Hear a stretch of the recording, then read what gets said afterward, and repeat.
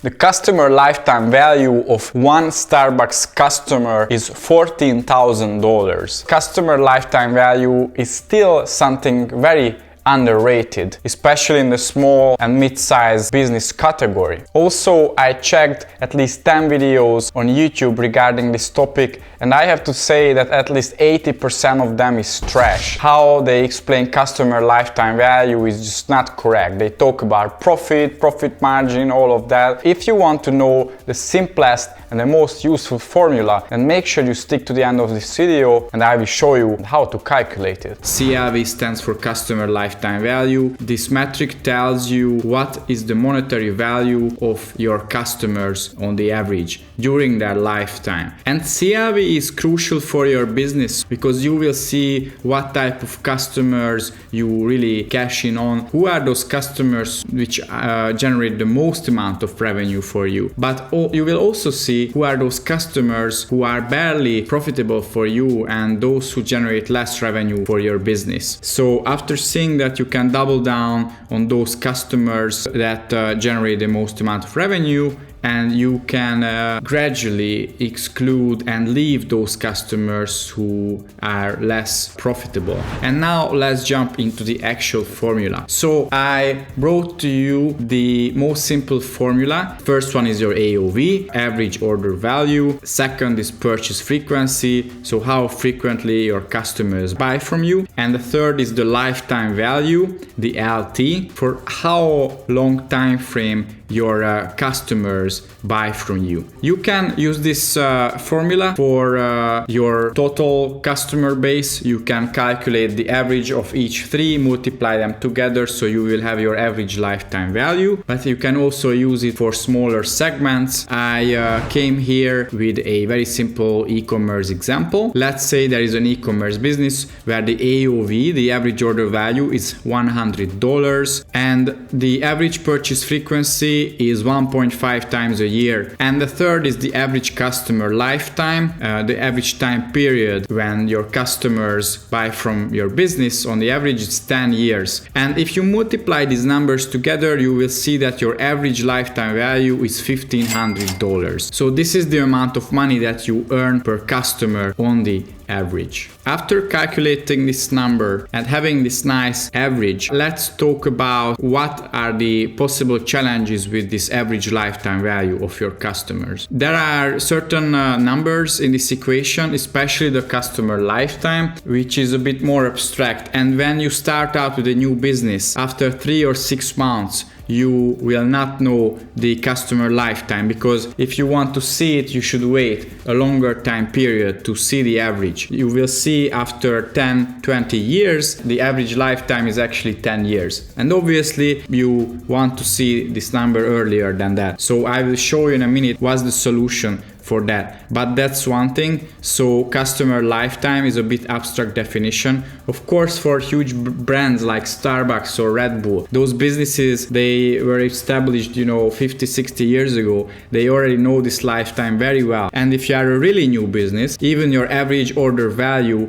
will change very quickly. Business is still very new. You are figuring out things. This is why for new businesses, LTV is something that constantly change. So there are tools out there such as Triple Whale, Klaviyo, Northbeam that manage this challenge with LTV. What they came up with is a 30-day LTV, 60-day LTV, 90-day LTV, 1-year LTV, and so on and so on. What this really means in practice, the AOV is the same, the purchase frequency is given, but what they change is the lifetime. They take the average order value and then the purchase frequency, and then the lifetime is given. It's either 30 days, 60 days, 90 days, and so on. That the average order value is $143, and after 60 days, people, they usually pay $442 in the first 60 days. So most likely they purchase multiple times in the first 60 days. And then after 90 days, they spend more than $500. Why these numbers are important and how this really affects my business? The most important thing for your business, the really big picture, is your CAC LTV ratio. CAC stands for customer acquisition cost. How much you pay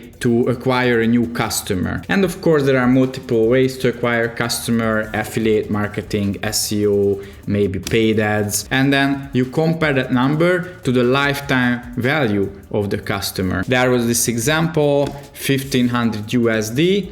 Let's say your customer acquisition cost is 500 USD. You pay Facebook 500 USD to acquire a new customer. Then this ratio will be 1 to 3.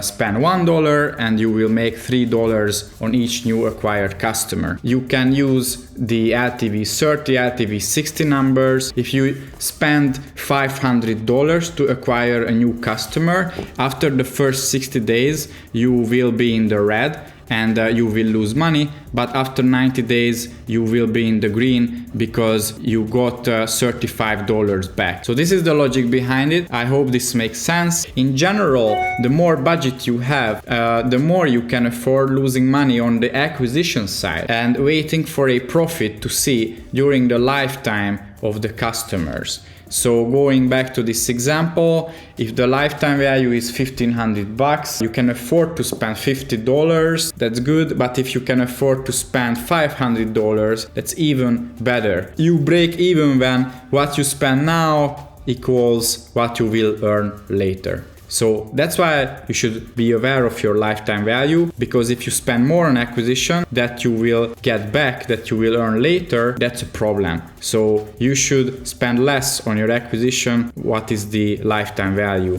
of your customer? So many guys, they talked about profit, but actually lifetime value is about revenue and not about profit. You must understand that as a business owner, and also my controller would freak out if I would tell him that LTV is for profit. No, there is a separate metric for that called lifetime gross profit. Let's say you know the lifetime value of your customers, let's say it's $1,500. You should simply deduct the cost of goods sold.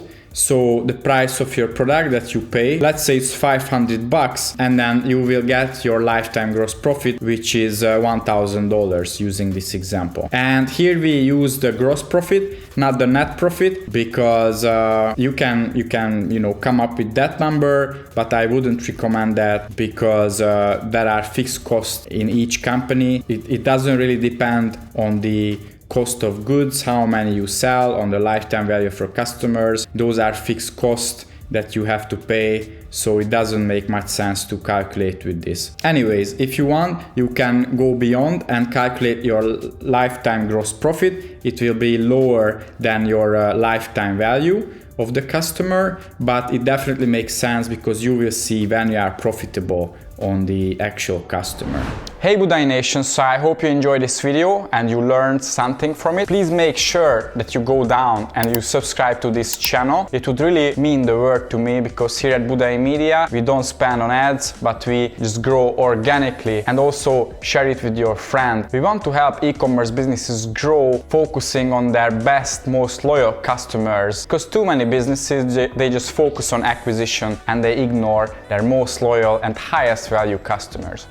And finally, before I leave, let me give you one more video to watch. If you want to immerse even more into this retention marketing topic, I will leave the thumbnail around here and you will see how to retain your clients in the long run.